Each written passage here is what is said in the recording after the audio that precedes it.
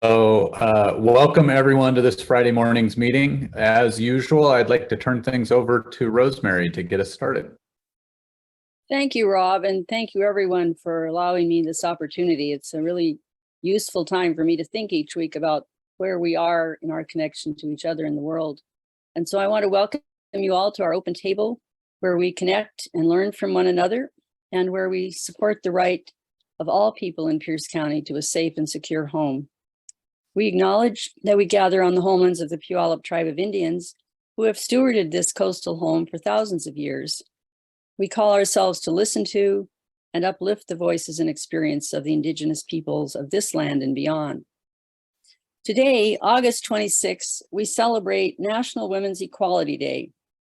This was introduced in Congress in 1971 by Bella Abzug, a feminist congressperson, and the resolution was passed in 1973 and has been proclaimed by every president, Richard Nixon and beyond.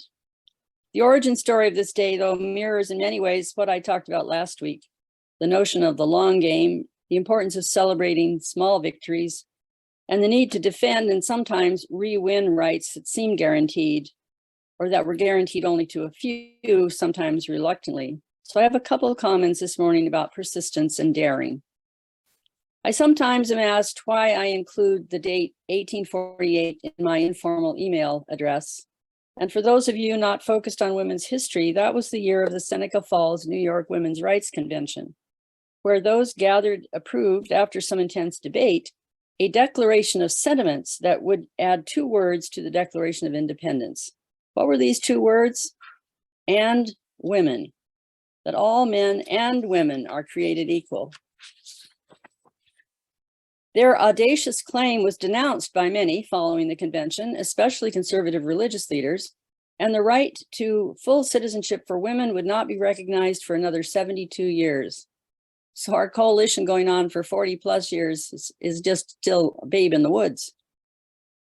The passage of the Susan B. Anthony Amendment, the 19th Amendment to the US Constitution, happened in 1920. The House passed the amendment in 1918, again in 1919, the Senate in 1920, and needing 3/4 of the state's legislatures to approve, which would have been 36 at that time, the amendment was finally ratified by a single vote margin in the state of Tennessee on August 18, 1920, when young Representative Harry Byrne famously listened to his mother's chastisement to be a good boy and changed his vote from no to yes. Today, August 26, we commemorate the day that the US Secretary of State, Bainbridge Colby, signed the proclamation granting women the constitutional right to vote. But of course, this didn't guarantee all women the vote. While the 15th Amendment had extended the franchise to Black men and the 19th Amendment to all women, racist practice and ideology would deny real access to voting for many more years to African American citizens, women and men, as well as members of other races. The federal 1965 Voting Act, think of that, another whole bunch of years had to go by, with its pre-clearance requirements aimed to reduce discrimination and did end many restrictions that individual states had in their voting laws.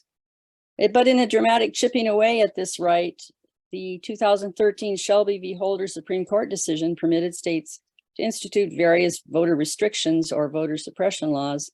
And in 2022, here we are. Given this recent Supreme Court's decision ending the federal right to abortion and the fact that the Equal Rights Amendment has still not yet been ratified, Ms. Magazine ruefully called this day, Women's Inequality Day. But I'm celebrating the daring of those early suffragists who demanded recognition of women as full citizens, just as I want us today to declare that all those with lived experience of homelessness are full citizens and persons worthy of our respect. I leave you today with the words of 2018-21 Washington State Poet Laureate Claudia Castroluna in her poem titled Vindication, written specifically for the suffrage centennial. She says, "They signed the Declaration of Sentiments with nib of rib, the right to suffrage, their daring, called ugly, then witch, pretty, then weak, to be at once woman and voter, their daring. Hunger, headaches, heartaches, hatred, death, all this and more it cost them, their daring. As men are born with God's grace, so are women, they urged and argued with brains and daring.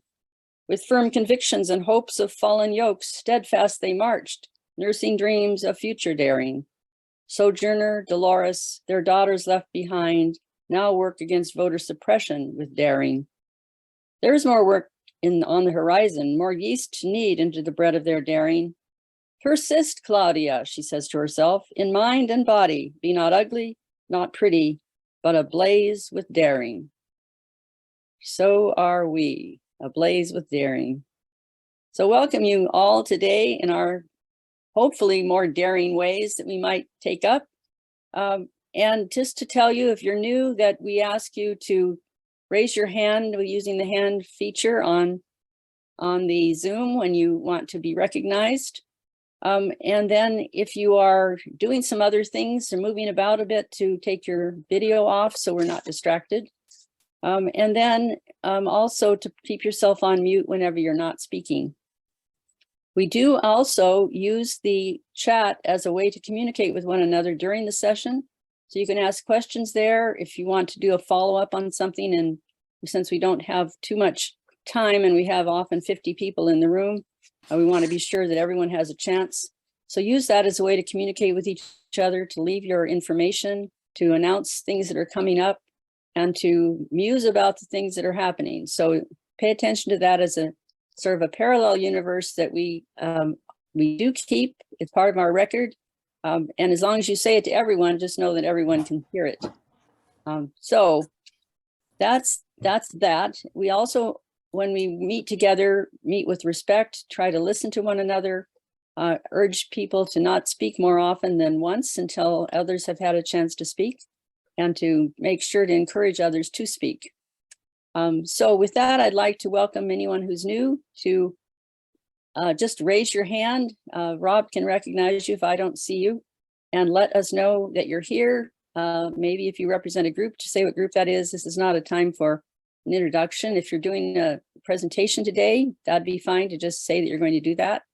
And we welcome everyone here. So any new folks or someone who's coming back from a long time away, just let us know you're here, and we'll be happy to welcome you.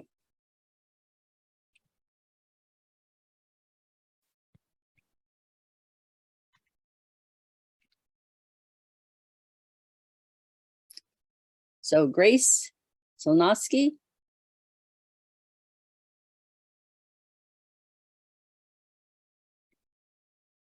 Are you here? I'm here. Good morning. There you are. Hi. Yeah. Hi. Good morning. Good morning. I think my cursor must have just hovered over you, so welcome. Thank you. I appreciate it. I'm glad to be here. This is going to be a wonderful resource for us. Great. I'm glad to have you. Thank you.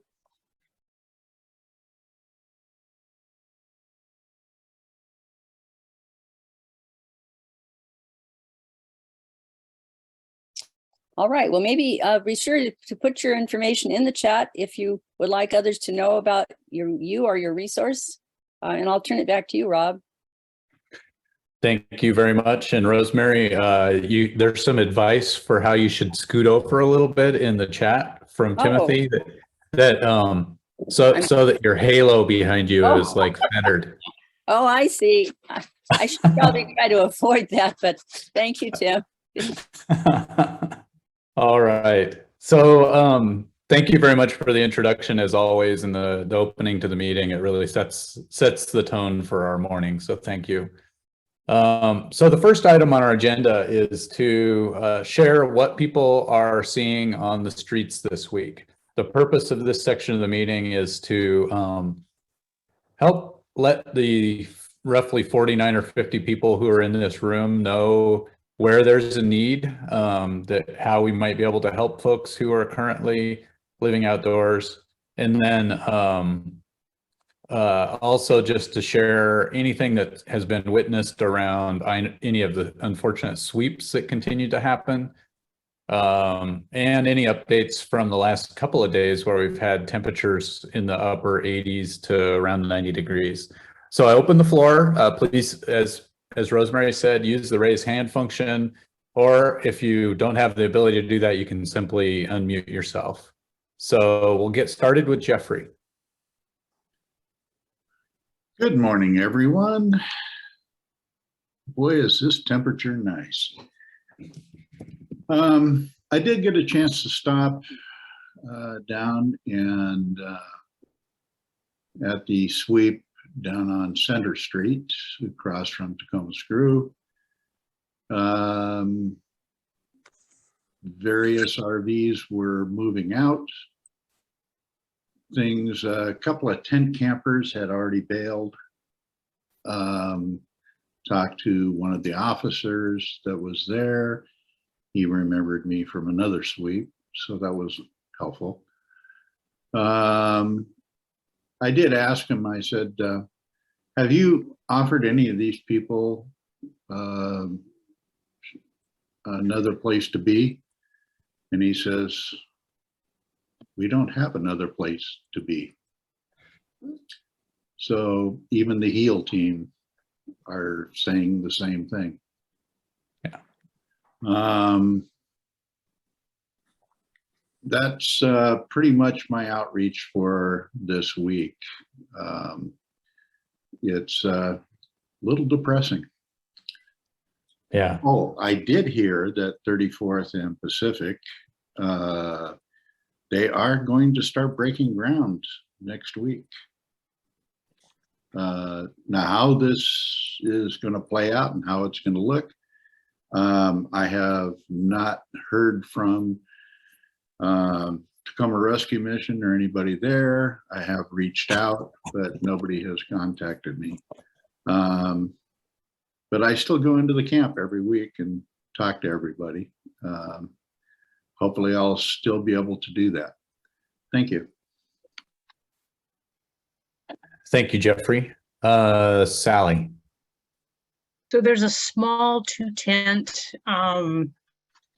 camp in the 1400 block of South L that I've been visiting with water. And yesterday, the young man who was there so I could talk to him. They were robbed yesterday by people who knew them and knew they had some possessions of value. The young man had been evicted and he had moved all of his possessions into tents on that block, so that oftentimes it seemed like there were no people there, just tents full of stuff, right?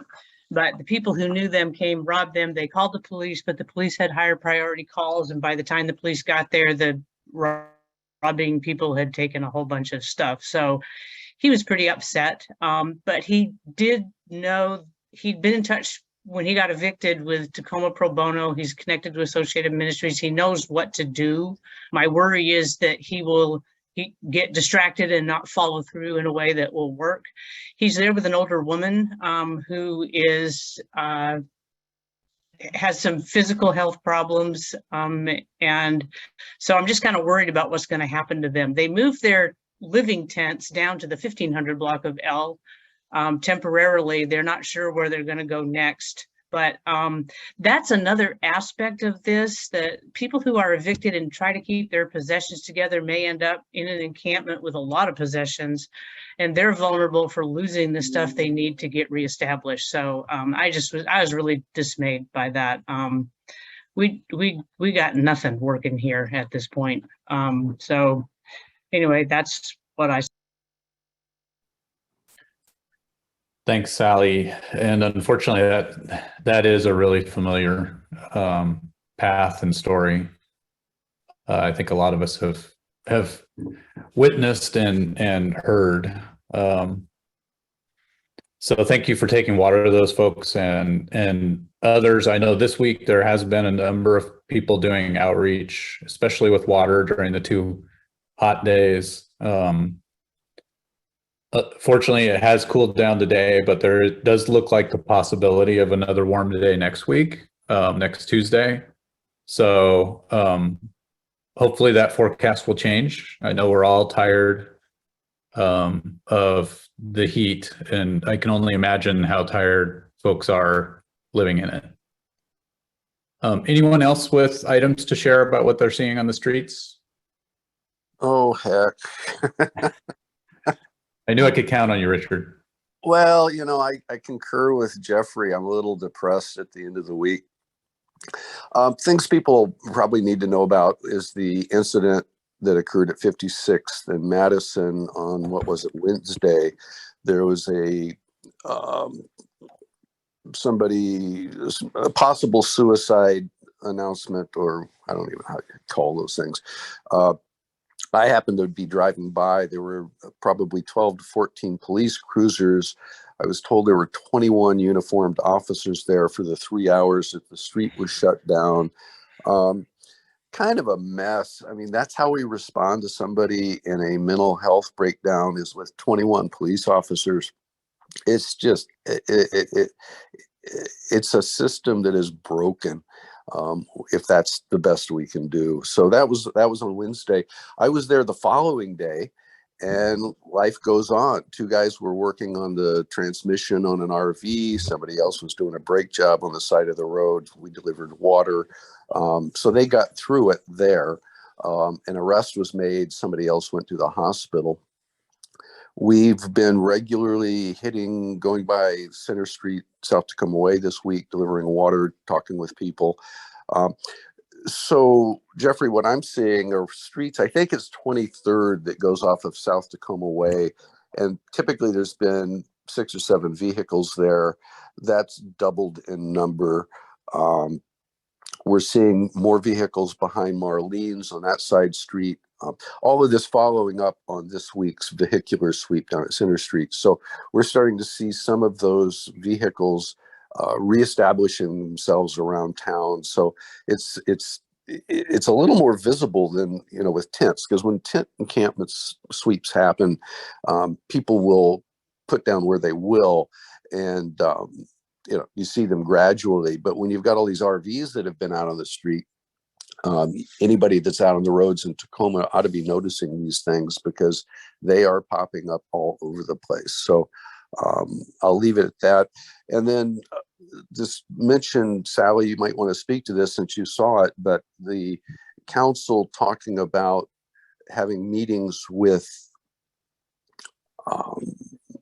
encampment prohibitions that they'll be bringing forth to the council is of interest. And I guess I would call out, if anybody on this phone call has been participating in those meetings, it's time to fess up and speak out on this. I will be particularly disturbed to find, if anybody has been sitting down with the city in secret having these meetings, this is not what transparency and collaboration is about. So any information on those will be useful. And then finally, I guess, Jeffrey, keep your ears open. If they have any, I don't know what kind of pomp and circumstance they're going to have next week with this so-called groundbreaking at 34th and Pacific, but it could be amusing and entertaining if they attempt to go forward with something like that at that site. I'm sure they'll want a pat on the back for that operation, but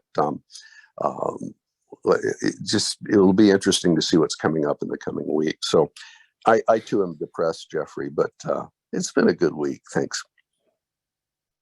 Thanks, Richard. So I do want to put a little context around what Richard was saying, and maybe Caleb can help address this in the City of Tacoma update around 10 o'clock this morning. But there was public comment at a city council meeting last week regarding some sort of public camping ban that and a mention from the council members that regarding a homelessness update that's going to take place on September 13th. So maybe Caleb could fill in a little information later when he does the city update. Rob, can I just add that there was a person who testified at virtual forum asking about why the proposal hadn't come to the council that night. Yeah. It's a proposal to restrict where unsanctioned encampments can be located. And the mayor said that proposal was still being worked on. It was nearly done. It would come to the study session on September 13th. And so that was the extent of the conversation. I was surprised because I didn't realize that a proposal was being worked on. And so that's what caught my ear. Yeah, and a number of us have been looking for if we missed something, and we're not seeing that's the case. So again, I'll hopefully Caleb can address that during his update at at around the 10 o'clock hour. And any last items that we want to cover in on the streets before we move on to our first presentation of the day? Teresa. I just want to add a little bit of a bright note. I know that many people are going to the campsites, and we are finding almost in every campsite at least one or two people who have a lot of leadership, who have a med kit in their tent. They're caring for one another. There's a lot of community out there. So sometimes we talk about all the hard things that happen, but it's also really heartening to see the people who are caring for one another. Thank you for that, Teresa. And Andrea. Hello, thank you, Rob. Good morning, everyone. I just wanted to quickly mention, I live near 72nd and Pacific, and the past couple of weeks, I was letting people use my garden hose out front because we have the food is free tomato beds out there and I water them.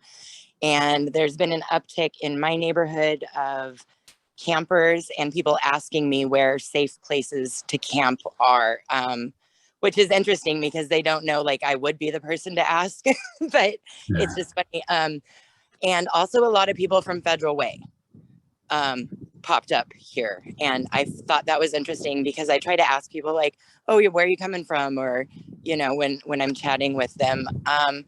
There's also, I don't know if one of you can help me. I need the phone number for Sadie Heminger with Purple Bags. I seem to have gotten a bad number with the city, and I've been taking garbage from the campers behind 72nd and D Street.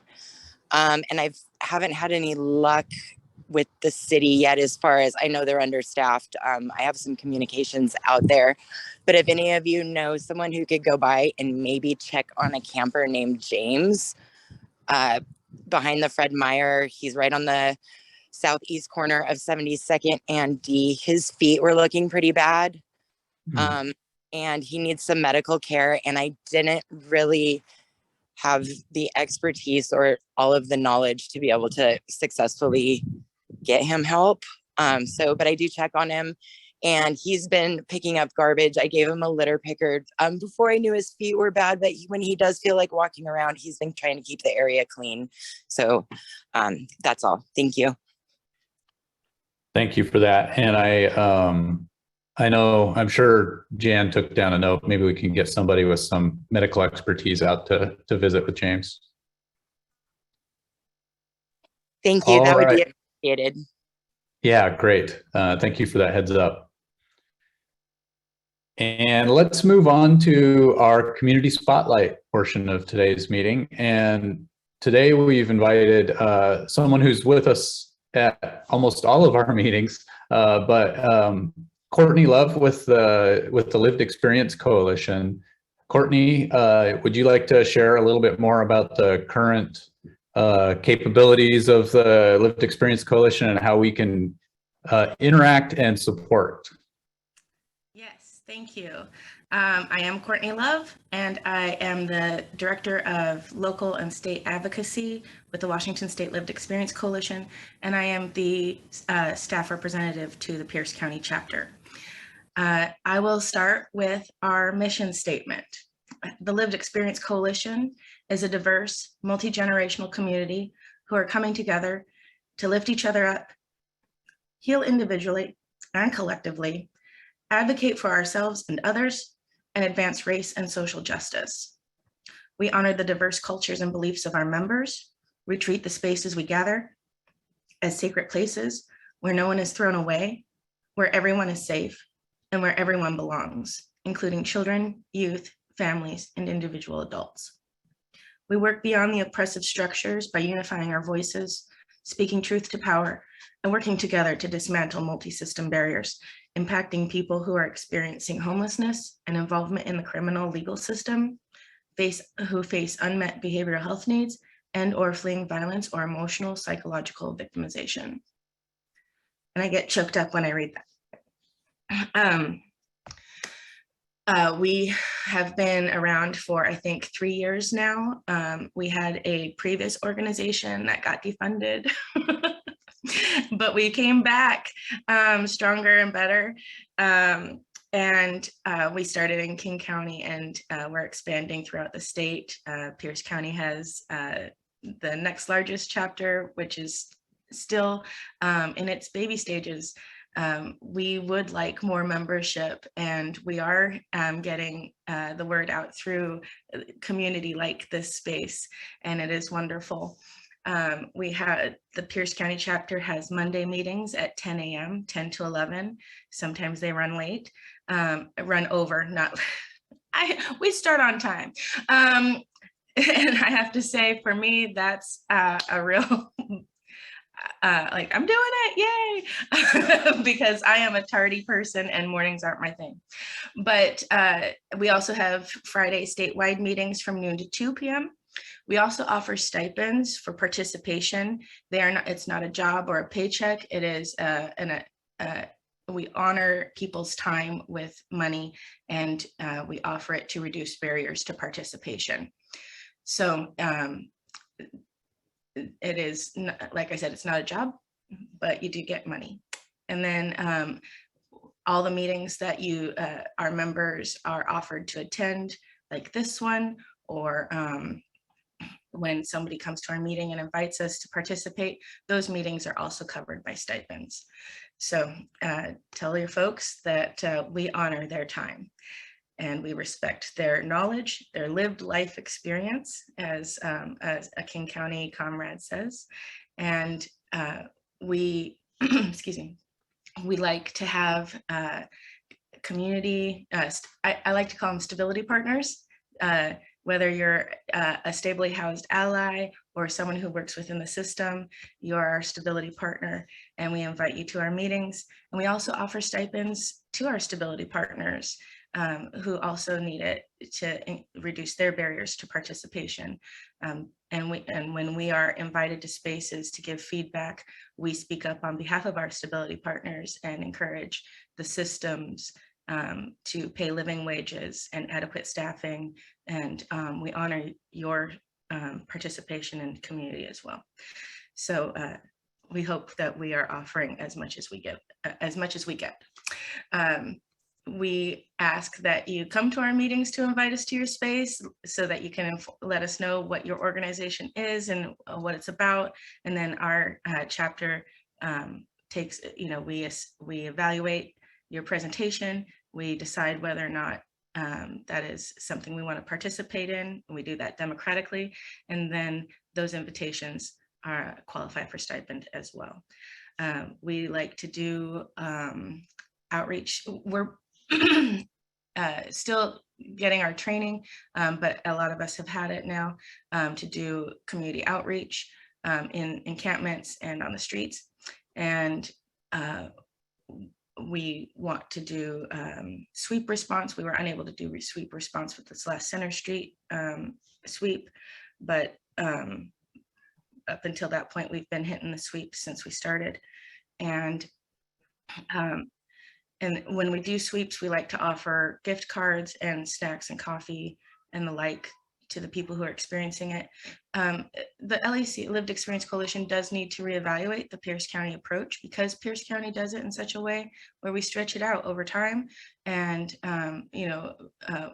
we have the habit of coming one day, the sweep day, but Tacoma doesn't have a sweep day. We have a sweep month now for each of the, it seems. And that is an interesting situation. It somehow seems slightly less traumatic, except the daily pressure of the police there. And then also, I feel like it keeps eyes off, and it doesn't, like we come one day and then nobody's watching anymore. So with the Murray Morgan Bridge, I just kept going down there almost daily. Especially towards the end, I was down there daily to keep eyes on the situation and, see what the ongoing needs were of the people who remained. It's untenable in whatever sweep, in whatever format the sweep is delivered. And I also noticed that the city likes to use the word encampment removal. They're offended when we call it sweeps. So I think we should definitely call it sweeps. We our, because of the size of our chapter, we don't, so far we're meeting the needs, most of the needs. I have to apologize to MDC. We have not met their needs, their requested needs, and I'm terribly sorry. But we're hoping that we can get people as requested in each of the spaces requested. I know that HUD really wants lived experience in spaces where decisions are being made. And so the more people you refer to us and get involved in our space, the more people we have to send back out into community to offer that feedback. And I will put my email and phone number in the chat. I did recently get a Google Voice phone number for the Pierce County chapter, so I'll be putting that in the chat. But if you have my original personal phone number, it still works. But this new number will be going on the flyers, and it'll become the Pierce County chapter number, so that we can shift it around in case I'm out of town or whatnot. Because as I said, I do state and local advocacy, and I just yesterday and the day before I was in Bremerton trying to do some base building up there, and it was very exciting. And if there's ever a time to discuss that kind of stuff in that space, it was great and also horrible. So we are here to speak hard truths, hopefully with a light heart when possible. But we're here to share our experiences and rally people to solutions. So this space has been a wonderful resource, especially as someone who, while has always cared about housing and homelessness, had not been deeply involved in it. This is a great space that should be replicated in all counties, so that we can, it's alphabet soup jumping into this community. And this was the space where I found the most help in mapping Pierce County, and I really appreciate it. Thank you. Thank you, Courtney. And do you have a couple moments we could let folks ask questions? Absolutely. Great. So anyone with some questions about how best to interface with the LEC, any of those kinds of things? One question that I had, Courtney, is roughly how many folks are active in the Pierce County chapter right now? Well, I'd say our meetings usually have between 7 and 12 people attend regularly. And then we have some people who are involved but don't come as often. Also, our group is Black and Indigenous led, but to Tacoma Pierce, while we have people of color involved, I think our most active members are white or white presenting. And so I do feel like the outside view of the LEC might be a little whitewashed here in Pierce County. And I wanted to amplify that as well, that we are a Black and Indigenous led space. Thank you for that. Teresa, I see your hand up. So I've got Sarah, who just joined me, who's a neighbor at the camp. And Courtney, I think that you and Sarah should talk, because she's just a wonderful person who does a lot of work in the camp with people who have issues. And she also speaks really well, which I hope you get a chance to hear later. But in any case, I want to say, Courtney, you are a treasure. We're so grateful to have you here in the coalition, speaking your truth to us as well. And wondering about, do you have a flyer that you can put in the chat that we could print out to pass out when we're out visiting people? I don't have the link, but we do have a flyer.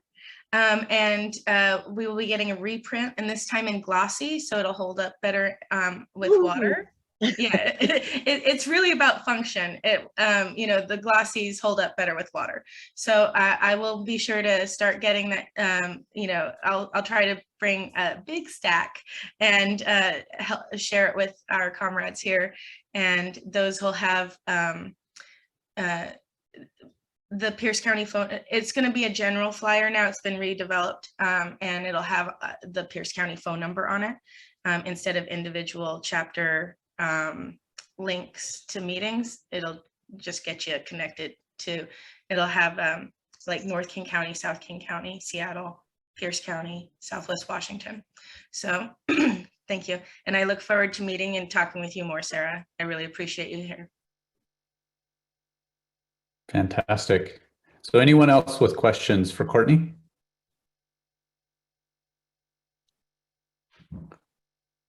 All right, so if other questions do come into your mind, you can use the chat. And I see Stacy commenting in chat a little bit.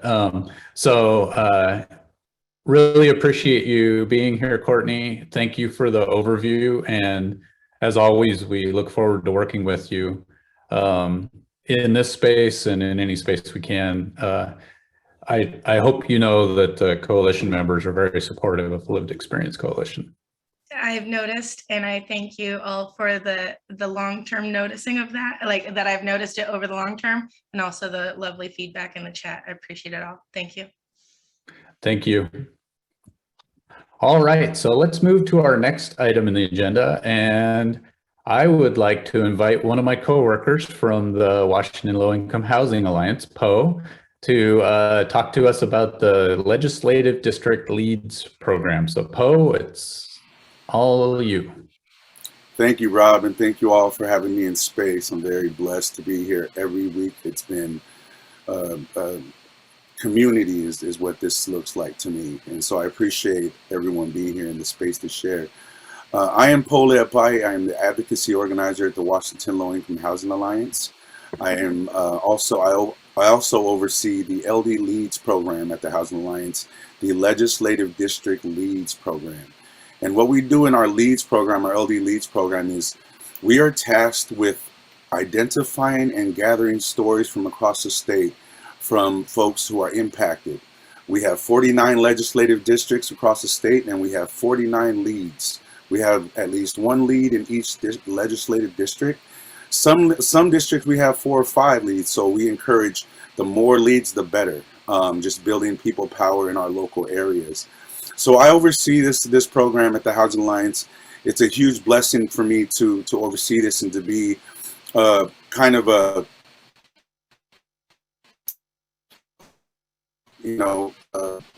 platform or a brother in arms where folks can gravitate to share their stories. A lot of times that vulnerability is not easy, and sometimes sharing our lived experiences re-traumatizes things. I also come with lived experience. I experienced homelessness months after my release from prison for burglary first degree. Despite my 100-degree turnaround in life and the changes I had made, the meaningful changes I made in life, I was met with many barriers that eventually pushed me into homelessness. I lived in my car for about 8 months. And it was quite the reality check for me, to really see that despite our meaningful changes in trying to thrive, we are also met with barriers and stigmas that come by way of false narratives and fear mongering. So I'm here to share with you all and to thank you all for all the work you do. When I come here and I listen to all the resources and all the community support that we all come and bring to our folks who are living unsheltered, I look at each of us as a spoke on the same justice wheel, trying to spin that wheel forward. Everyone in this room is a spoke on that same wheel. But there is one spoke that is often we often don't talk about.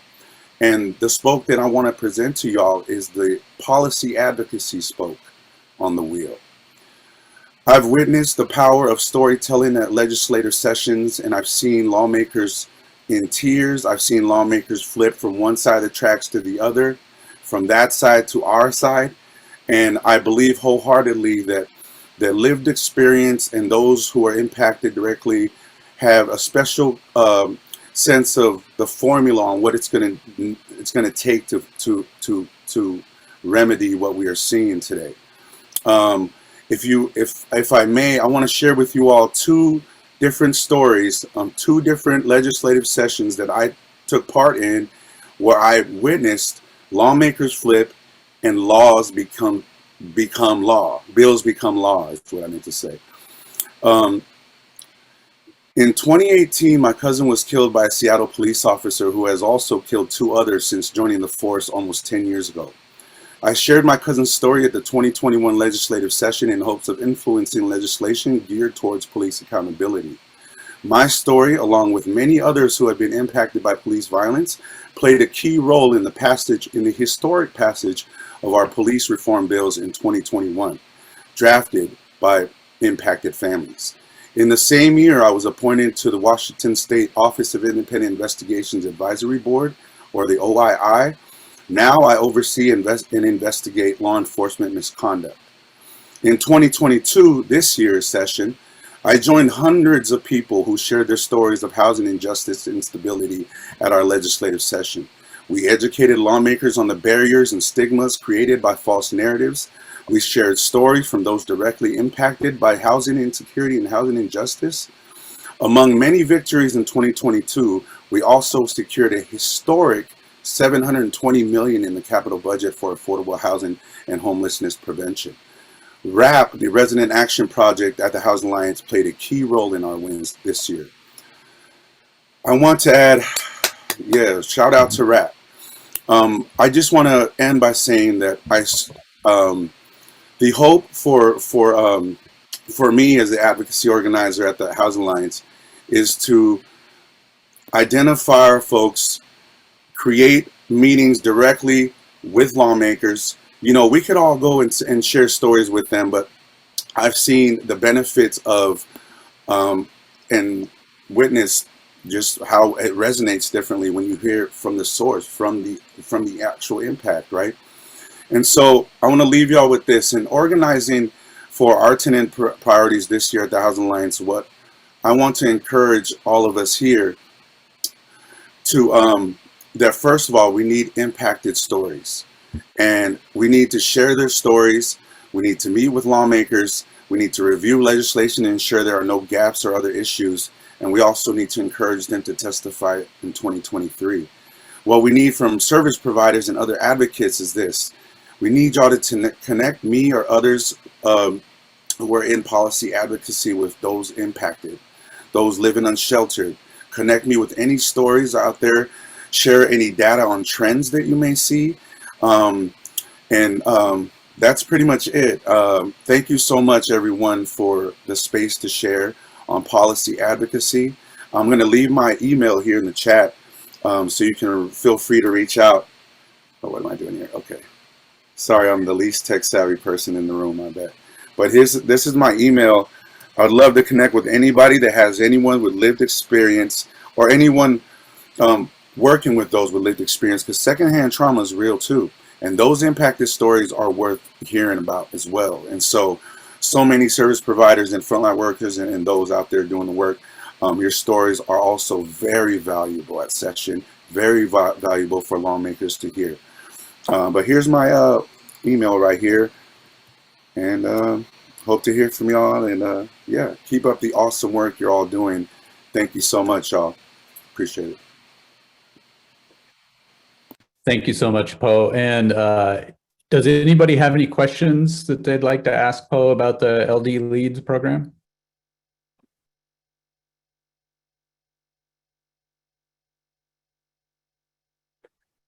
One thing, Poe, who currently are some of the LD leads in Pierce County? I got you. Here, I just closed down my tracker. Is Mike Yoder out there? I think Mike. Yeah. Mike is one of the LD leads. Yeah, there's so many. We have like 62 leads total in the state. So, but Mike, yeah, definitely. But we would love to continue to build power in Pierce County. I believe every single one in this room may know one or two or three folks with stories that are valuable, that need to be amplified. And so I don't like to call them voiceless. I believe we all have a voice, but I will offer this this opportunity to amplify and to help, expand their story. And so, thank you. Thanks again, y'all. Yeah, thank you, Poe. And if other folks have questions for Poe, feel free to use the chat. And thank you again so much for your commitment, Poe, to come to these meetings.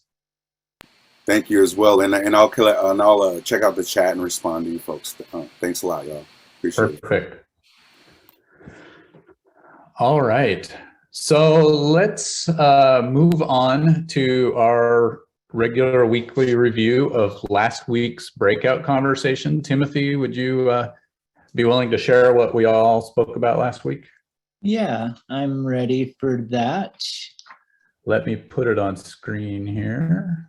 Great.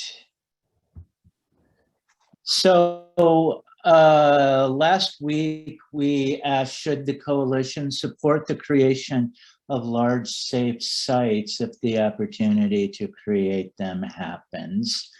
And as I headlined it, the general answer is a qualified yes, although broad concern exists about the safety and manageability of the sites.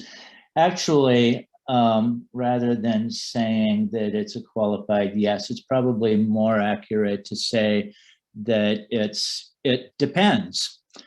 And people were kind of all over the map on this, and for good reasons. I kind of clustered the comments, sort of, the like ones with each other. So, there was a lot of support for it, and a recognition that we just need a huge amount of places for people to go, and that it's hard to say no to large sites when there is such a demand for safe places for people to go, although it seems like people's preference is for smaller, more focused sites. There was a number of comments, well, a few comments anyway, that specifically talked about car campers and families trying to stay together, and also women who are vulnerable that are camping in their cars that really need the assistance of better places to be. A number of comments about how smaller sites are preferable and questioning the safety of larger sites. A lot of concern about the extent of engagement of the campers in the site. Everybody seems to, or a lot of people seem to understand that for any site to work, the residents need to be engaged in helping to run it and have that kind of responsibility and involvement, and really concerned that in the absence of that, large sites could turn out to be oppressive structures, I guess. A number of comments at the top of page 2 about needing a diversity of sites, as I said before. Some thought about, subpopulations that could be more effectively addressed in smaller sites. Some concern about what the proposed community first village might look like, whether that's going to be a model of community and engagement, or whether that is going to look like, an internment camp. So that debate is out there, kind of simmering, and something that people are concerned about. And then, I just close, the last bullet line is how can things be done more quickly and with urgency, which is something I think that we're all feeling. And then finally, I threw a link at the end of it, a news item that may have sparked this question about how, you know, in the sort of outline of what the Trump administration is hoping to do should they, God forbid, get back in power, that they, you know, support the Robert Marbut, former USICH head, vision of moving people into rural encampments away from the city that are large, and it kind of goes downhill from there. So I encourage you to take a look at that link, and that's pretty much the roundup.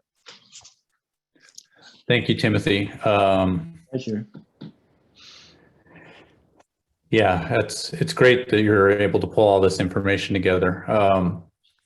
So let's move straight to our breakout conversation for this week. And what we thought we would do is talk a little bit, building on the presentation that Courtney did earlier, and talk about how can we make space for those with lived experience to share their experiences in ways that will have an impact. And honor their stories. So let me set up the breakout rooms. What I'm going to do is put everybody in this should be familiar for most folks. We'll go into small breakout groups of 4 to 5 people. Please have someone in your room designated to take some notes. And then when we come back here, we will have the folks who are the note takers paste their notes into the chat so that Timothy can pull the summary together again. Oh, can I just go ahead for a second? Yeah. Don't paste your notes in the chat while you're still in your small groups. I've noticed in the past that some people like to take notes directly in their chat window while they're in group. As soon as we return to the main group, those notes disappear. I had to run down some notes last week where that happened. So I just want people to be aware that that doesn't work. Wait until we're back in the main group to put your notes in the chat.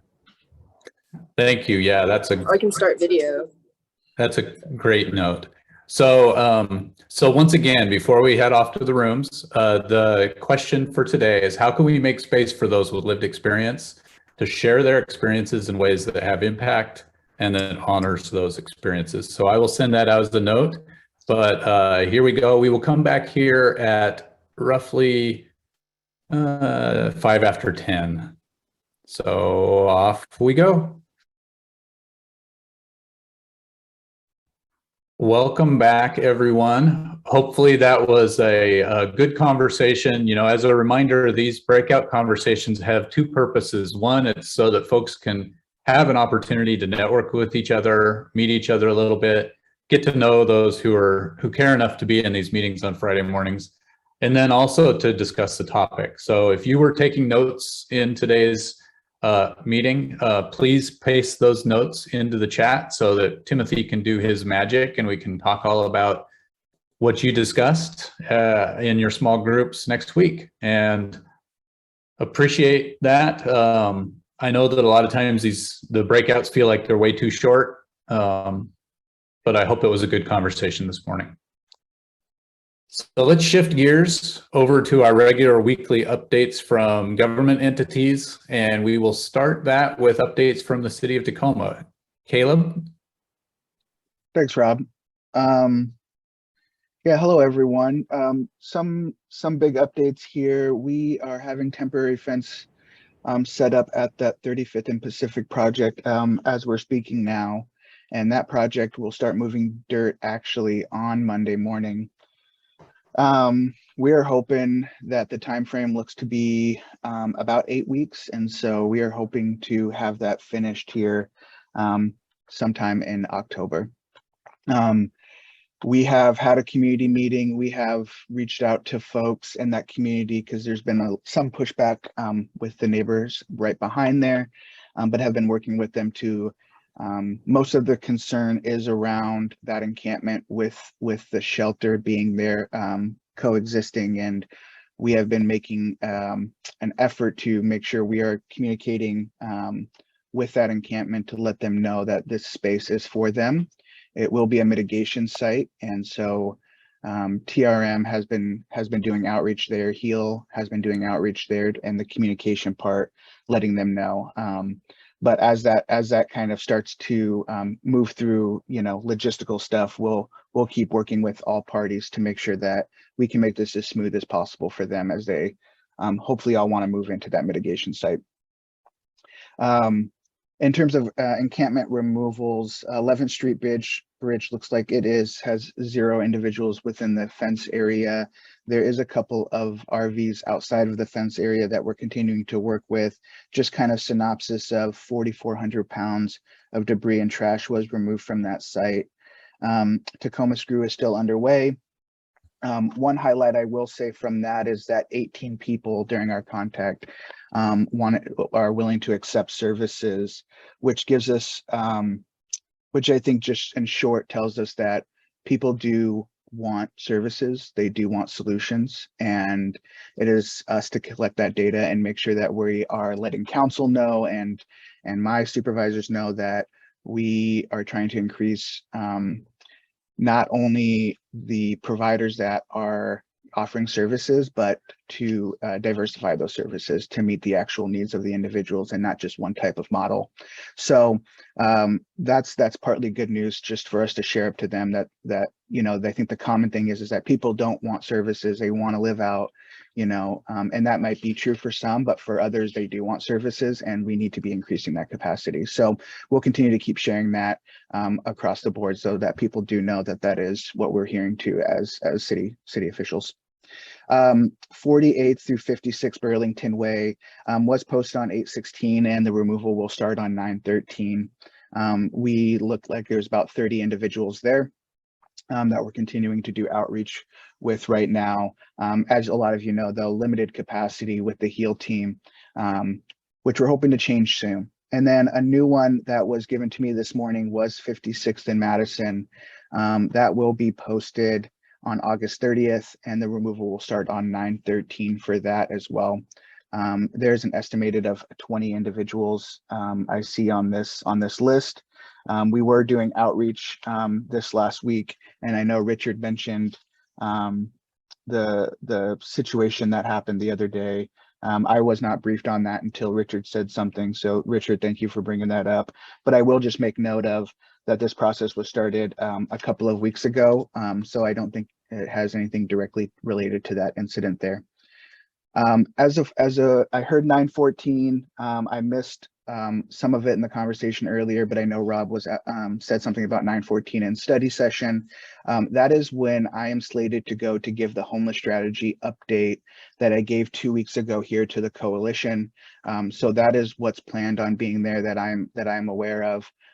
So that's all I know about that study session. It sounded like there was a conversation around camping restrictions. You guys might be able to give me more historical context than I know about this, but I know that this has always been a council point of emphasis. I know that's gone, when I first came in here, it went through CVS as a discussion, and they gave a recommendation to council not too long ago. But that's all I know in terms of historical context, other than I know it's been an emphasis for council to talk about that, and they continue to bring that up as a tool. Thanks, Caleb. And oh yeah, I'm being I recall so 35th and Pacific is going to have groundbreaking on Monday. We've been trying to reach out to Luis at the Tacoma Rescue Mission to see if he or someone from the rescue mission could attend one of our coalition meetings and kind of share what the planning is for that site. Maybe you can help make that connection too. I know I've been in contact with Davina, but have not been able to reach Luis. So it'd be really helpful to have a briefing on what the expectations are there, the model, that kind of thing. Yeah, absolutely. I actually have a Luis meeting this morning for that very Okay. discussion, and so I can actually, yeah, see if he can carve up some time, or someone there as well that can carve some time up and talk more about that model. Great, thank you. And Teresa, your hand's up.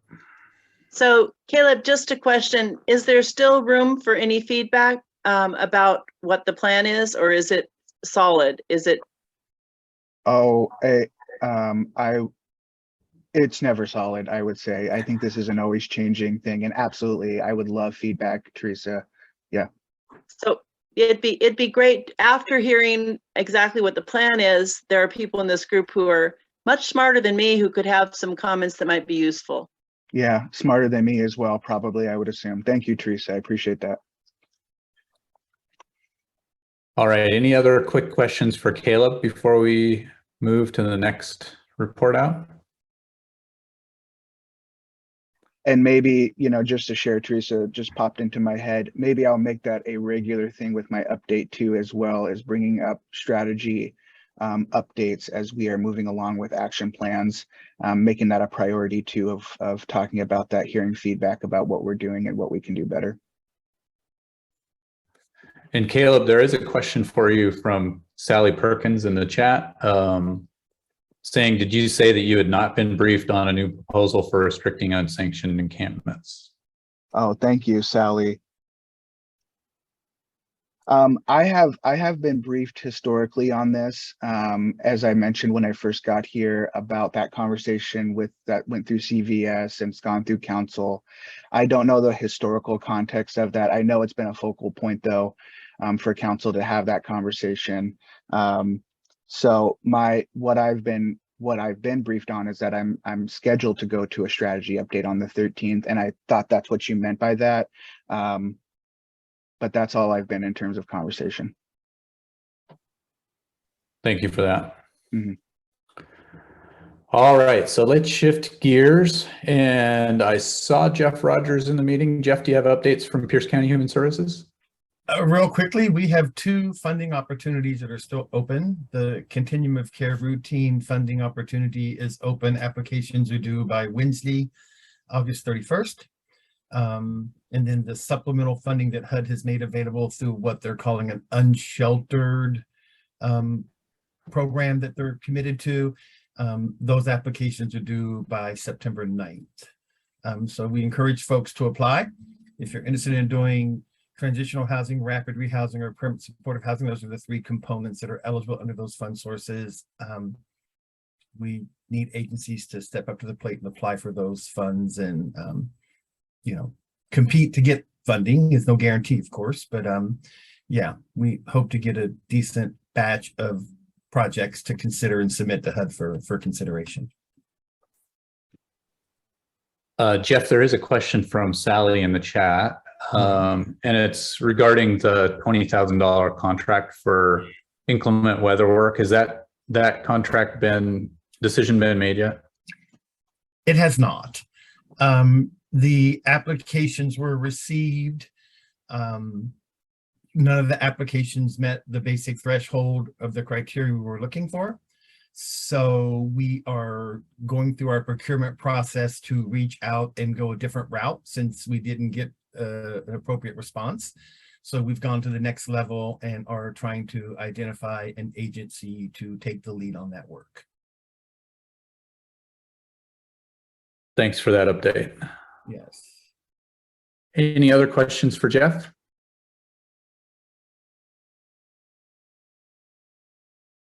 All right. So I did get an email from Jenny that she was unable to attend, is not feeling well this morning. Anyone else from the Tacoma Pierce County Health Department with an update this week?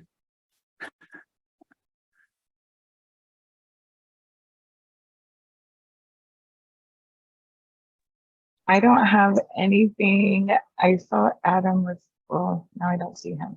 So sorry. I'll follow up with an email. No problem. And Jenny did say that when she is up to it, she'll send an email out as well with updates. So appreciate you being here, Leah. And I don't think I see anybody from Pierce County Department of Emergency Management on the call, but just want to pause for a moment and see if they are.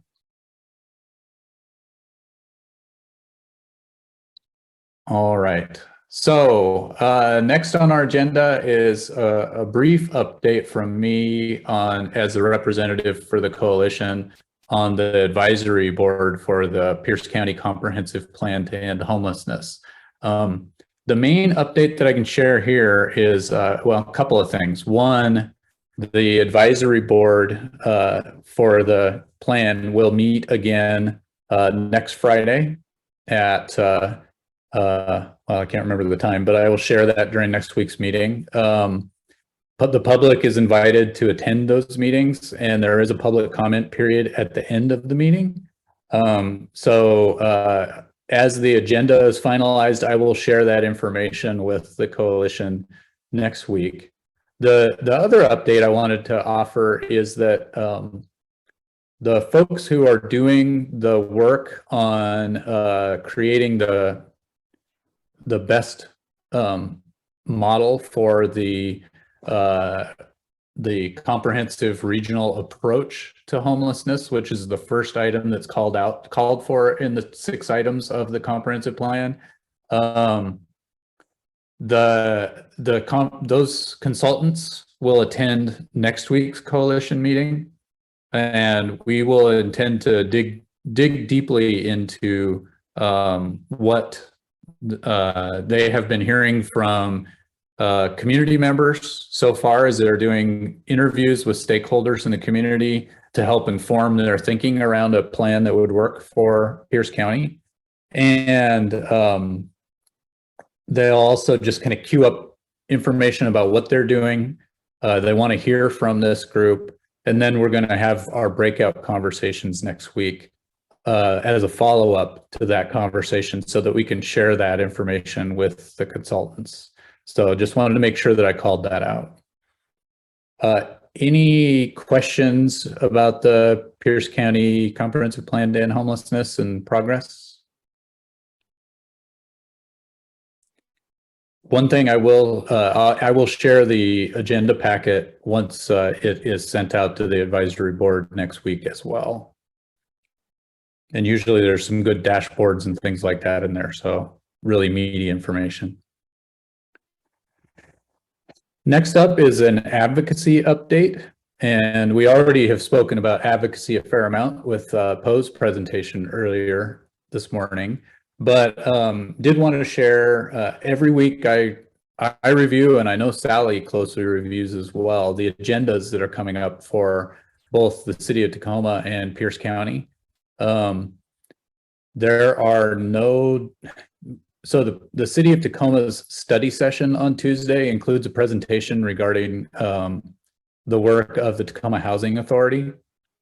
So if you have an interest in hearing that update, that's coming up on Tuesday. During the Tuesday night City Council meeting, there's nothing related to homelessness and housing on that agenda at this time. And then again, I say it every week, but Pierce County's agendas get posted later on Friday. So not aware of the current agendas for next week. Sally, do you have anything that you would call attention to that you're aware of? Not to put you on the spot. Maybe while you're looking, I'll check with Rosemary. You have your hand up. Most people probably have heard this already because I think Ryan Mello sent it out to the coalition, but there is a special council meeting September 7th at the the new Furcrest Community Center, and the housing action plan for the county is on the agenda for that. So that would be useful to participate in person or by video. Yeah, thank you for that, Rosemary. That is coming right up. So that's a good option as well. And anything you would add, Sally?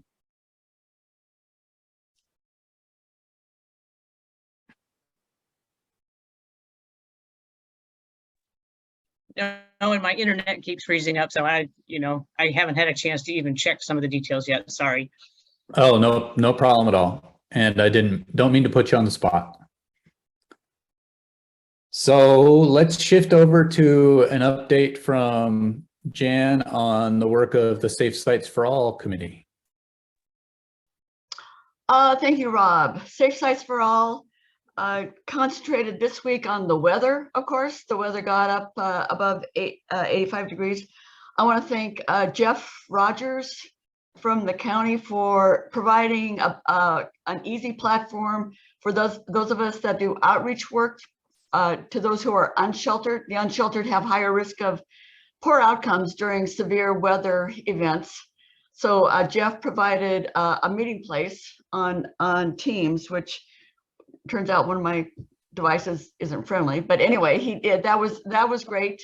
So we met every day that it was 85 or above. So thank you, Jeff. I want to thank Caleb from the city and the city of Tacoma for providing pallets of water at the stability site and then allowing us to get that bottled water to outreach teams. We really want to know who is doing outreach as far as informal outreach teams and formal. We're getting pretty good at identifying spaces or places that, like in South Tacoma, it was great having St. Vincent de Paul be a major partner for those who would find it easier to go to St. Vincent de Paul on 56th Street when there's no police action, actually, than going down to the stability site. So this particular committee focused a lot on strengthening the outreach into encampments, those living unsheltered. So I want to thank everybody that responded. The Safe Parking Network, we have 5 sites now. Our parking lots are typically full. I want to thank Paula Anderson for being so responsive as a manager for our Safe Parking Network. All the sites report on Monday when they can. And so anybody can join us on Mondays at noon. Go to our coalition website to register in advance. And I see Paula had her hand up, and then Caleb.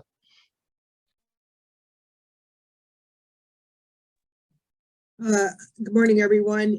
I just wanted to put a plug in that we need more churches and more locations for safe parking. We are regularly running with a wait list now. And then sometimes people just leave. We don't know that they've left. So we play catch up for a couple of days with the locations, but we're also seeing more older females and more families now requesting spaces for that, to the point that we're having to maybe jockey women that were at one location where they specialize in women and families, jockey them over to another location where we have a combination if they're comfortable with that. So really need more spaces. We are trying to work on finding locations for RV parking. It is a huge deal. We know that. And then just as a reminder, I just want to say, well, as a reminder, but a big thank you to Jan and her husband, who are notoriously wonderful in getting water over to this side of the county, to New Hope Resource Center. And I want to remind everybody that when we have these heat events, or even when we get to the cold ones, we will be a location at New Hope Resource Center in East Pierce County where people can pick up water and distribute that. Thank you.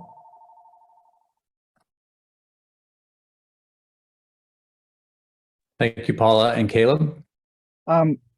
Paula, I have a question for you. What is your wait list right now in terms of number of individuals? As of yesterday, I believe there were 5, including, and that's 5 spots that people are waiting for. One of those could be for families. I know we had a couple of referrals from the Bethel School District to one of the churches that does specialize in families for safe parking. So, you know, we have that relationship with that school district. So now we're going to start to see more with school right around the corner. I think people are starting to really panic and And so I am desperately seeking more churches. Just a reminder on what we provide. If you join our program, we will put up porta potties and pay for the cleaning and the maintenance on those, and just having them there. We have a hand washing station that we provide. If the lot is big enough, we will bring our mobile unit that has showers and laundry services 1 to 2 times a month to be able to at least service some of those folks. And then we pay a dollar amount per parking stall at any location that is part of this. So for example, if I have a church that has 12 parking lots, they get paid $100 per parking spot. So they get $1,200 a month from the Safe Parking Network. This provides the opportunity for that site to create any kind of additional security measures. They can use that for gas vouchers for the people that they're serving. They can use it to purchase food. They can use it as a stipend for somebody that is the main contact point, that type of thing. But I'm finding that that really is an incentive. So I just wanted to remind everybody of that briefly. If you know of places, if you can get in touch with someone there and have them call me, that if they're interested, that would be fantastic. I will put my personal cell number in the chat as well as my email. Thanks, Paula. I appreciate that context. And then one other thing, Jan, do we have a scheduled meeting for debriefing on inclement weather that we can schedule, or that you already have scheduled, so that we can talk about some of the things that we've learned and how we can do, better from our end on the city side? And then I just want to, while I'm talking and then I'm done, just thank you and the other outreach professionals that actually distributed the water. It's easy on our side to order the water and store it in some cases. Sometimes it's challenging, sometimes it's not. But the actual feet on the ground, I just want to thank you all for being able to do that and your guys' commitment. And it is our intention as a city to make it as easy as possible for you all. And so, thank you all. Caleb, that's an excellent idea. Having, being a member of Medical Reserve Corps, I understand the need for debriefing. So let's do a debriefing. The easiest and most convenient time for a debriefing would be at our Monday noon Zoom. Folks show up anyway. We'll put you as #1 on the agenda, debrief. So anybody that was involved in the outreach, both the people that were actually on the street or any part of the distribution system, managing a site as a in-between site for water, whatever. Anybody and everybody come noon at Zoom for a debriefing to talk about what went well, what could be improved, what can we do going forward. So thank you, Caleb. Looking forward to seeing you Monday. Teresa. So maybe we get more attendance at that meeting if you did call it noon and Zoom instead of our boring name. Thank you, Caleb, for that. And I appreciate all the water that got out there. But I also wanted to step back to what Paula was talking about, just to promote the need for RV parking. That I don't know how that can be handled. I don't know if Paula, if you're game for handling an RV parking lot, or if we need to look elsewhere, but we really need that badly. And I'm hoping also, Caleb, there are those little cards about safe parking. I'm hoping that outreach workers from the city and the county all have those, especially during sweeps, as an option for people who are car camping.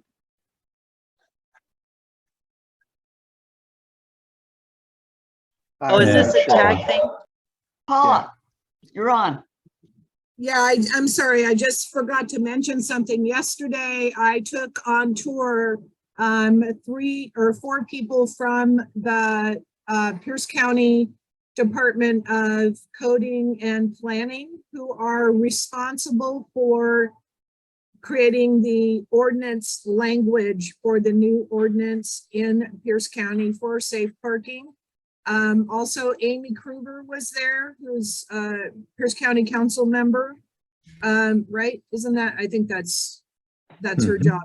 But they were all there. They got to see one of our sites. They were very impressed. And I just want to give a shout out to that part of the county, because they actually have met with me twice now to try and make sure that the verbiage that they come up with in the ordinance that is going to be then sent to the council for approval is appropriate and doesn't hinder efforts of grassroots, efforts to create this safe parking. So shout out to them and everybody. If you get a chance to talk to anybody, Becca Book was one of the people there. Ryan, I can't remember his last name, and then I believe Jacob. They were great, and they were really wonderful. So shout out to them. Thank you, Paula. Anyone else with Safe Sites questions? I do see a question from Anna about getting the cards. I believe that the business cards that we made were when Colin DeForest was manager of Safe Parking Network. I don't know that we have business cards with the new contact. And also anybody can go to our website, and Rob, isn't it it's under the it's across the top. Rob, tell us how to get to that phone number. Yeah, so let me bring up our website just a second. Reload. Rob, Sarah has a question when you get back, so just so you know. Sure. Sure. All right, so just to get to that,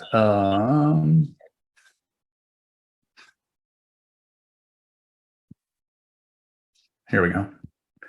So I'll briefly share my screen and move this over so it's not all covered. So you'll see Safe Sites for All listed here. If you click on that, it takes you to the Safe Sites site, and the safe parking information is directly on the Safe Sites site. The number to call is here, along with some articles that date back to the time when the website was originally, when the pilot program was running. So looks like there's some updates that need to be made on the page, but that's where you can find it. So again, pchomeless.org is the place to look. Teresa. Well, Sarah has her hand up first. Perfect. Go ahead, Sarah. One thing I wanted to sort of bring to people's attention is that as far as RVs emptying their septics, I've personally witnessed people emptying their septics into the storm drains. Yeah. And that's not cool. And so I mean, the free place that I know of is the rest stop going from here north on I-5, right by just before Enchanted Village or Federal Way right there. So I don't know if gas stipends could be given to RV owners, or if there could be some kind of mobile septic, emptying like service or something provided. But if there isn't, that's what's going to happen. So people aren't going to take care of it properly. Thank you for that. And Teresa. Sarah, you're absolutely right. And there is such a program in Seattle, and I'd love to see it here, where they have a mobile unit that goes around and empties the septic. I don't see another option for people, especially when some of these RVs don't run. So even the gas vouchers wouldn't solve it as cleanly and perfectly as a mobile unit. I want to say that Jan is absolutely right. I'm promoting the wrong business cards. Those still have Colin's information on them. I'll talk with Lori. We have a meeting next week, and we'll see about getting some new cards printed to Paula's specifications. So Paula, if you have thoughts on that, please be in touch. Thank you for that, Teresa. And Jeffrey. I've had conversations with Councilwoman Ushka in regards to RVs. And she is of the belief that if they do set up a site for RVs that pump out, and filling of water tanks would be essential. That would have to be a part of whatever's going on. Now, she didn't say anything about the unsanctioned camps yet, but at least that's in her frame of reference as far as what has to be done with RVs. Thank you, Jeffrey. And then Paula, you were saying something? Yeah, I just wanted to say thank you to Teresa, but also I'll just make a quick comment on what Jeffrey said and what Sarah was saying as well. In our plan for RV, we actually have a plan for setting up an RV parking. Our goal would be to find a piece of property that we could actually build a dump site on there that goes directly into the sewer. If that is possible. Otherwise, those traveling trucks that pick up the waste and then also that deliver water would be there. Also, the money that we would be getting hopefully for an RV spot, we would bring in temporary electrical boxes and temporary water to the site so that all of those vehicles would be there. And my big thing that I want to do is any vehicle that comes in, it will sit in a holding space for about 72 hours just to make sure they are not leaking. And we will have a mechanical team come out and check and make sure their propane tanks aren't going to explode or something like that, just to make sure that the vehicle is actually safe to be in a group. So we're thinking about all of those ideas. You all have my email, my phone number if you have some additional ones, but we are working on that. We're just looking for a piece of property. Thank you. Thank you, Paula. And there is a lot of activity in the chat. Folks, Levada is offering to be involved in site design and that sort of thing. So thanks for the robust conversation here.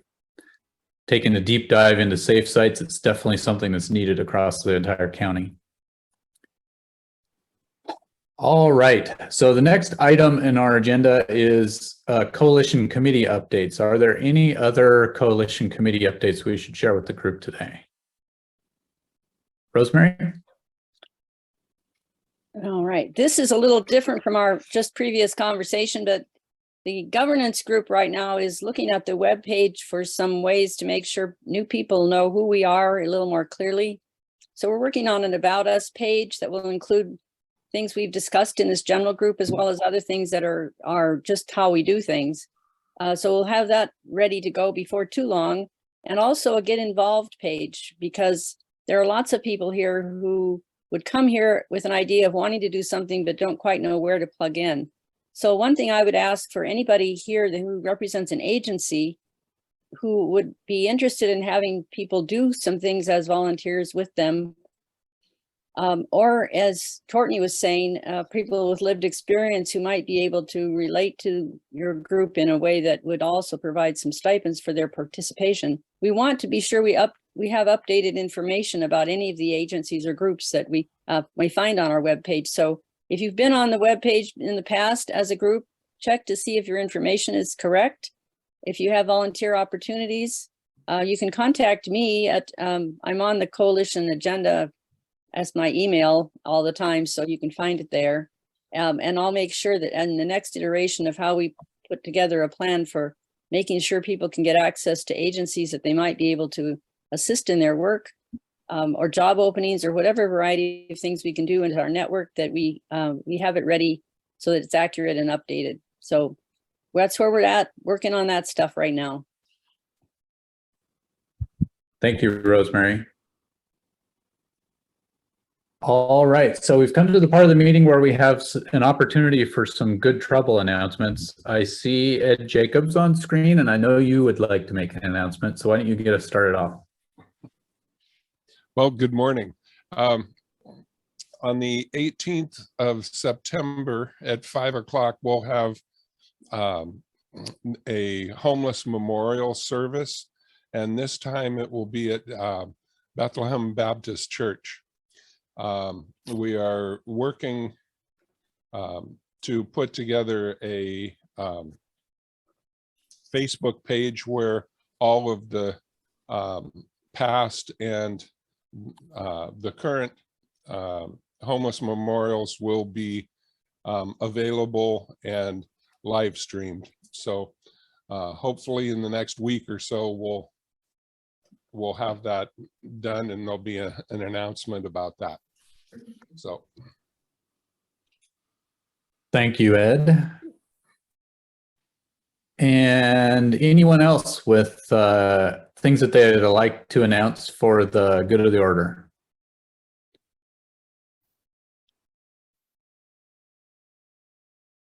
Yeah, Teresa.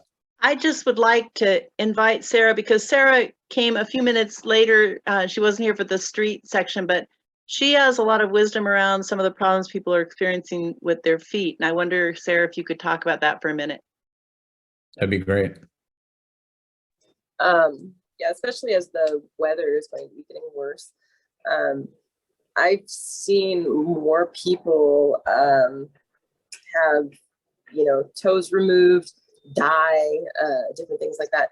And it all seems to stem around foot problems. Whether or not that starts with diabetes, I'm not sure. That is definitely an area out here of sort of that a lot of people seem to have, and whether they're treating it or not, I don't know, but diabetes is a really hard thing to manage on the streets.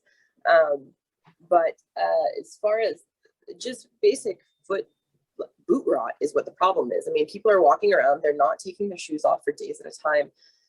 They don't have another pair of shoes to change into.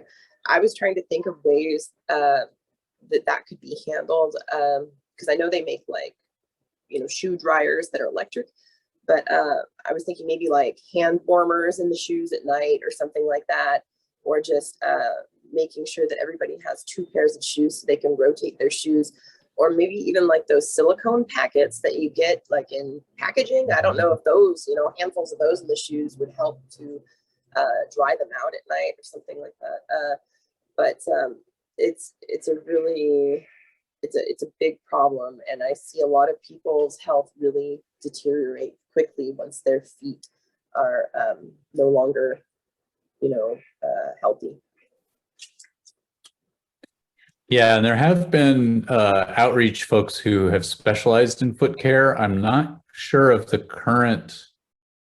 state of that current resource. Maybe Jan has an idea. I see a hand shaking no, but Jeffrey, you have your hand up. Yeah, when I was at St. John's in Gig Harbor a few years back, we were doing a lot of research on the needs of the homeless so we could put bags together. One of the things that we found was that feminine pads around the open sores on feet were being used by several of the campers that I knew of, who had diabetes and had problems with their feet. I think handing out feminine pads to people with foot issues would be a good way. They're clean and absorbent, so they could be very effective in helping those feet. Yeah, this is a great discussion. It's obviously it's for time immemorial. Foot issues and living outdoors has been an issue. Sarah? One more thing is that a lot of people, one huge barrier I see is people are unclear as to their legal rights and about privacy of seeking out healthcare. So if they are having some kind of issue, a lot of people who might have warrants do not want to go and get healthcare. So if there could be some kind of education, because I know that when they come around, they ask you, do you know where you can get healthcare, and where should you go if you have these different problems?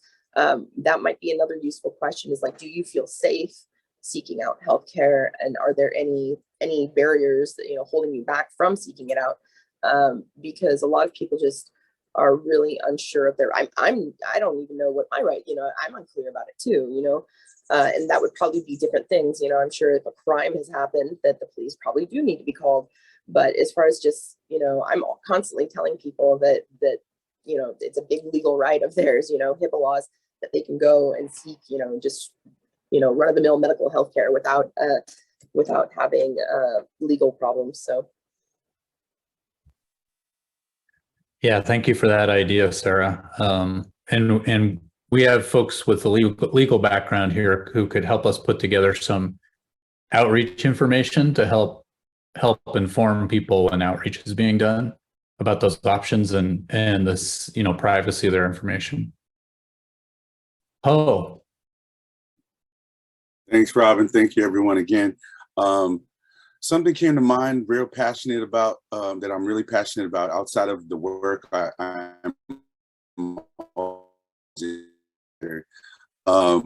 say that to say I recently released a music video, a tribute to my cousin who was slain by Seattle police, just to highlight and acquire justice. Anyways, the song we call it "Say Their Names," and it's our version of "Say Their Names," even though there are a gazillion "Say Their Names" songs out there. There's the YouTube link right there, and I don't mean this in a boastful way by any means. What I want to highlight is advocacy by way of art. If you know anyone that does film or music, and you want to collaborate on something, we can create a production of some film or something that highlights the what our communities are facing out there unsheltered and all. I'd love to connect with you on the project like that. Documentary style execution or delivery or whatever type of, I believe media and video and audio can really help in amplifying that message, whatever message it is. But that's a song, we just released this 2 days ago and we're almost at 1,000 views on YouTube. And it just shows the impact of quality production and audio and community coming together. But thank you all. I just wanted to highlight advocacy by way of art. Thanks, y'all. thanks, Poe. And I don't know if you mentioned it, but that was actually filmed in Tacoma, and the release happened last Friday in Tacoma. So yeah, there shout is a out to Tacoma Courthouse connection. Square. Yeah, shout out to Courthouse Square in Tacoma and the community in Tacoma that came and were the cast and crew for the project. Thank you. Thanks, Poe. Anyone else with just announcements for the good of the order?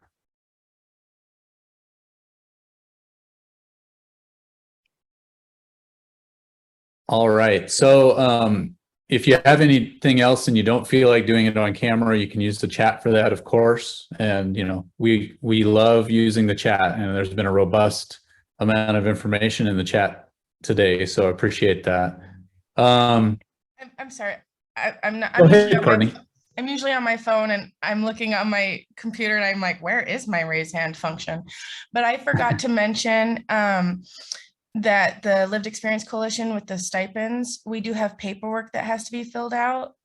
3 forms, 2 of which are one-time only, a W-9 and a deposit form, and we deposit to regular bank accounts, but also Cash App, Venmo, that kind of stuff. And we do most of the paperwork on electronically, so it should be easy, but we can also facilitate paper copies. And we do tend to do, we start doing stipend payments after the 3rd engagement, so meeting, training, or event. But with COVID, it's been we've been less particular about that, but we're moving back towards it. So I just wanted, you know, as you're telling people, we offer you money, like it also comes with some paperwork and getting her done. So I wanted to put that up front, and I forgot to mention it earlier. Thank you. Thank you for that additional information, Courtney. So a couple of more things before we end today's meeting. I wanted to offer an opportunity for folks to reflect on today's meeting. We always want to improve these meetings as we move forward. And so if you would like to share right now on camera or in the chat, what worked well this week, what didn't work well, what should we do better or differently going forward, please let us know. I'll pause here for a moment if you want to, if there are folks who want to offer a few words.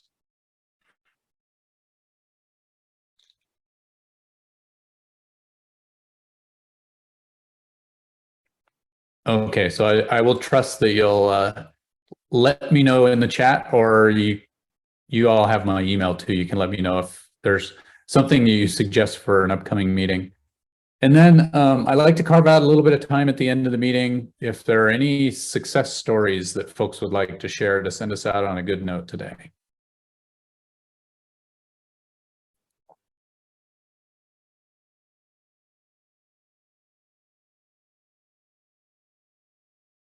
Yeah, Paula. Sorry, I've been talking a lot today. You got muted somehow, Paula. Sorry about that. I just had something happen this morning that I feel is going to turn into a really good story. And that is that I had an email from the Human Services Department of Trident that was looking for safe parking opportunity for one of their female clients that lives in her vehicle. And the reason I think it's a good news story is because that tells me that the word is getting out about safe parking, that people that are working at different areas are, the Human Services Department are recognizing that people are homeless and are still coming to work every day. And it just reflects to me a little bit of more of a consciousness about the issue of homelessness in our area. So just thought I'd mention that. Thank you, Paula. And I see your note in the chat, Nick, about 38 successful move outs overall, including 4 this week into housing from the temporary emergency shelter, the micro shelter site, Thames 4. So congratulations for that, Nick. All right. So thank you everyone for being here today. We are going to take a 5-minute break. Those of us who, if you have the capacity to stay on the line, we will do planning for the next meeting or two coming right up. If you don't, we hope to see you here again next week, and be safe, everybody.